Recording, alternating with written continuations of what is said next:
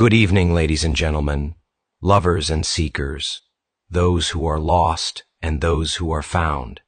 Tonight, I will be reading from the compilation titled Outlaw Creative, The Geometry of Life. We will be hearing from the chapter titled Collapse is a Time Problem, Not a Strength Problem. That being said, let's get started, shall we? Collapse is a time problem, not a strength problem.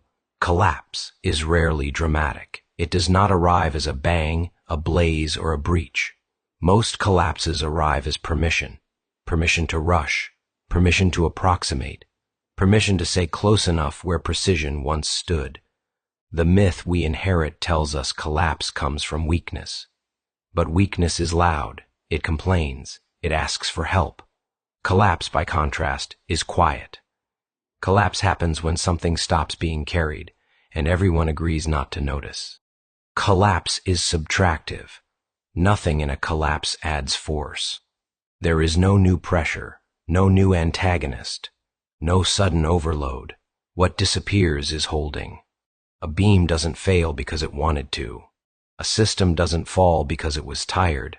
A person doesn't break because they lacked virtue. Collapse begins when support is removed slowly enough that the removal feels normal. This is why collapse often looks like inevitability in retrospect. The work that prevented it was invisible by design. 2. The first thing to collapse is time. Trauma is often discussed as a memory problem. It is not. Trauma is a temporal failure. In a healthy system, before stays before. After stays after. Cause precedes effect, meaning unfolds sequentially. In trauma, that order collapses. The body reacts before the event is named. The reaction outlives the trigger. The future invades the present wearing the mask of urgency. This is why trauma feels repetitive, not because the person is stuck, but because time lost its hierarchy. The system no longer knows what comes first. 3. Reversal is the signature of temporal collapse. Everywhere I looked, in transcripts, fragments, diagrams, mirrored phrases, the same structure appears. You catch a tiger before a tiger catches you. Reaction precedes stimulus, meaning precedes safety. These reversals are not poetic flourishes.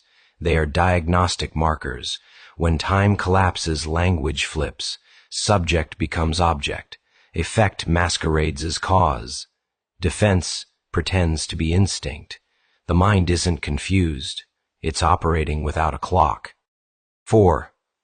Grammar is a load-bearing system. This is where my engineering instinct is exactly right. Grammar is not aesthetic. It is structural. Grammar preserves sequence, assigns responsibility, keeps agency oriented, prevents reversal from becoming belief. When grammar collapses, accountability follows it down. This is why authoritarian systems attack language first, not because words are dangerous, but because structure is. A sentence that can no longer distinguish who acted cannot distinguish who is responsible. 5. Institutions collapse like nervous systems. The same temporal failure appears at scale. In education, credentials precede competence. Speed replaces mastery. Testing replaces understanding. In medicine, protocol outruns judgment. Throughput outruns care. Liability outruns responsibility. In justice, procedure replaces discernment. Precedent replaces conscience. Each case shares the same flaw. Time is compressed until sequence no longer matters. And when sequence doesn't matter, holding becomes optional. 6. Collapse is the removal of waiting. Waiting is not inefficiency. Waiting is load management. Waiting allows meaning to settle, error to surface, conscience to speak, structure to prove itself. Every collapse I pointed to, personal, institutional, cultural, shares one feature. Someone decided waiting was too expensive, and they were wrong about the cost. 7. Trauma teaches the body to hold what time dropped. This is the cruel paradox. When time collapses, the body compensates. The body holds vigilance, readiness, memory, responsibility.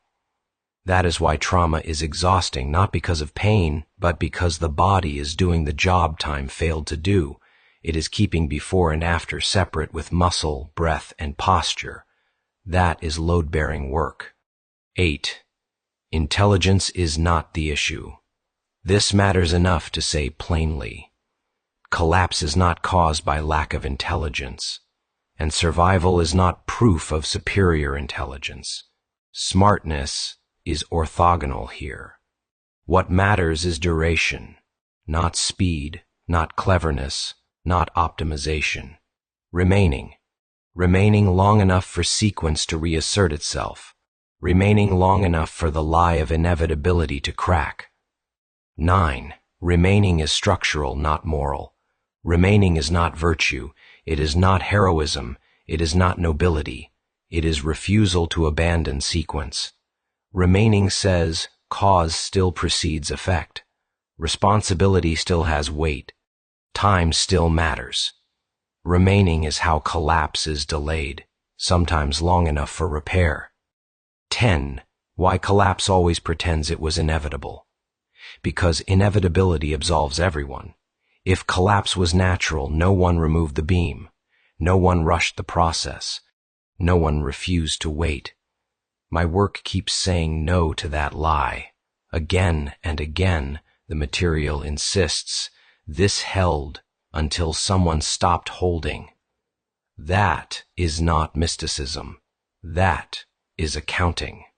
11. What this work is actually doing. Across fragments, lessons, diagrams, and cuts, one machine keeps operating. It detects where time failed first, where sequence was sacrificed, where waiting was eliminated, where intelligence was mistaken for integrity.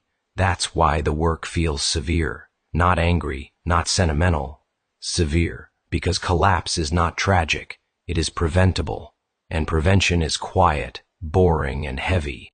12. The real cost of collapse. The cost is not destruction. The cost is that someone had to carry what the system pretended didn't need carrying. That weight does not disappear. It migrates into bodies, into vigilance, into exhaustion, into silence. And then people ask why those carriers are tired. 13. The final refusal. The final lie collapse requires is this: no one was holding this anyway. My work refuses that. It keeps pointing to the hands, the breath, the duration, the staying.